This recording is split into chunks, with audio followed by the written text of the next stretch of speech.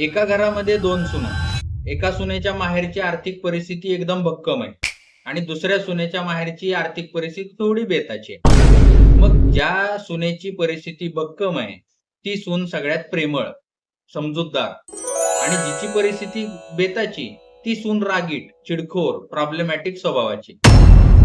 मग ज्याप्रमाणे जिची परिस्थिती त्याप्रमाणे तिला वागणूक. बरं, आणि अशा स्वभावाची लोक फक्त सुनांमध्येच भेदभाव करतात असं नाहीये. हे त्यांच्या नातेवाईक, मित्रपरिवारासोबत सुद्धा असंच वागतात. ज्या नातेवाईकाची परिस्थिती चांगली आहे तो ह्यांच्यासाठी देव माणूस असतो आणि ज्याची परिस्थिती जरा खालावली आहे तो मात्र मूर्ख असतो, बिंडोक असतो, त्याला काही कळत नाही.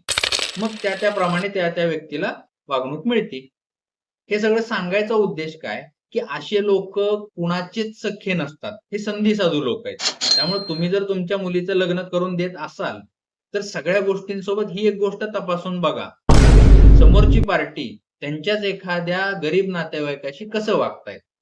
कारण यू नेव्हर नो, तुमच्या मुलीवर सुद्धा अशा प्रकारच्या वागणुकीला सामोरं जायची वेळ येऊ शकते.